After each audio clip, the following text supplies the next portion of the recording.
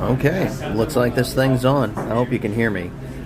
So we're coming to you live from the Grandin Village area where I have taken my nice little Constitution, also known as a walk. And I'm just going to sit here and have some tea.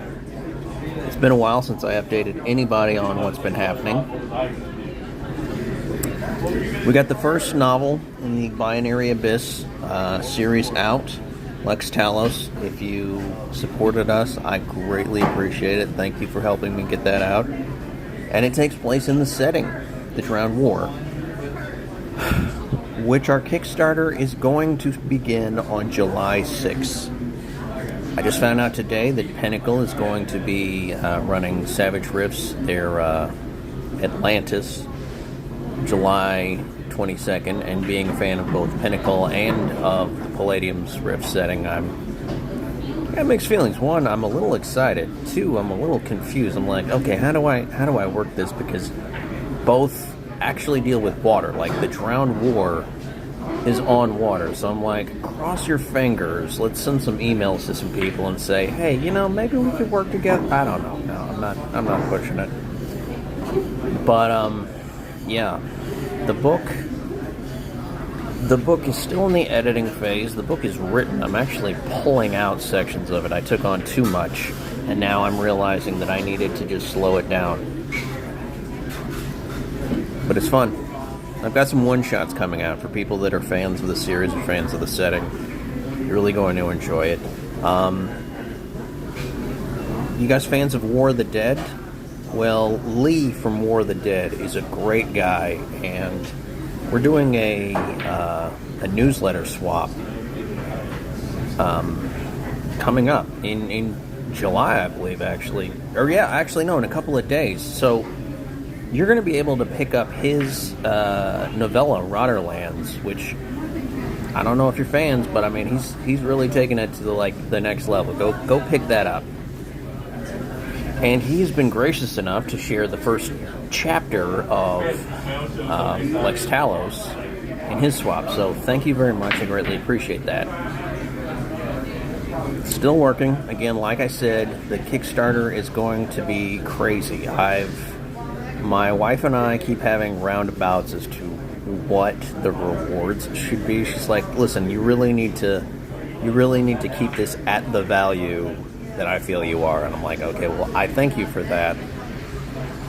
One of the deals is we're going to be able, people that back the project at a high level are going to be able to create for NPCs, either for the Temple of the Floating Truth, which is the major religious organization in the area, or actually create examples for the Diver Lords. So here's the deal with the Diver Lords.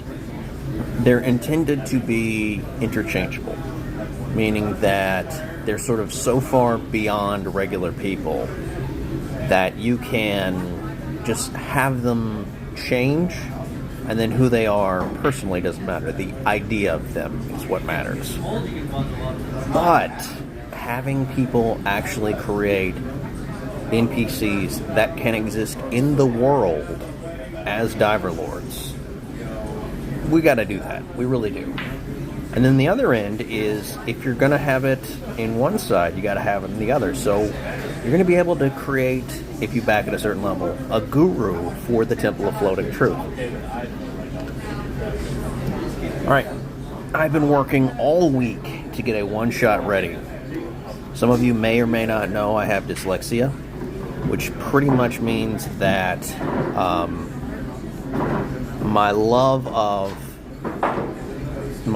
writing and creativity is sort of held back by my ability to see what's on the page. For those of you who know what dyslexia is like, it's kind of like you're looking at something, and as you're reading a word, the word moves. And you have to catch it. You have to catch that word when it's right, and then even when you catch it when it's right and goes into your head, it still bounces around, like the letters change. So I'm thankful for all the people in my life that have been helpful. that have worked with me and read my stuff, if you've read my work, I appreciate it. Because I know sometimes you as the people who actually the words are static are like, what am I reading? You're reading what I see. All those spelling and grammar errors are a snapshot of what I put out, of what's going on in my head. So there's a connection between dyslexia and creativity, in that if you're dyslexic, the words are a picture. They're not words. They're not static value. They're moving around. They're up for interpretation because your mind is done like that. It goes back to the fact that I was born left-handed, and I was forced to write with my right hand because left-handed people are the devil. If you're from the older generation, you know what I'm talking about. But as I go through the process, I'm slogging through it. And there have been some really wonderful people in my life that, instead of looking at me like an idiot, have taken the time to realize this is what I'm seeing. And I thank you for that. I genuinely do. And I feel a certain level of benefit in that there are people out there who, despite the spelling and grammar errors, still read my stuff, and I appreciate you. My first rule in creation is make it fun. And I can promise you I will do everything in my power to make the Drowned War fun, if not insightful. So come out to Kickstarter the first Tuesday in July, July 6th. Back my project. Look through the rewards, see which ones you want. Back my project.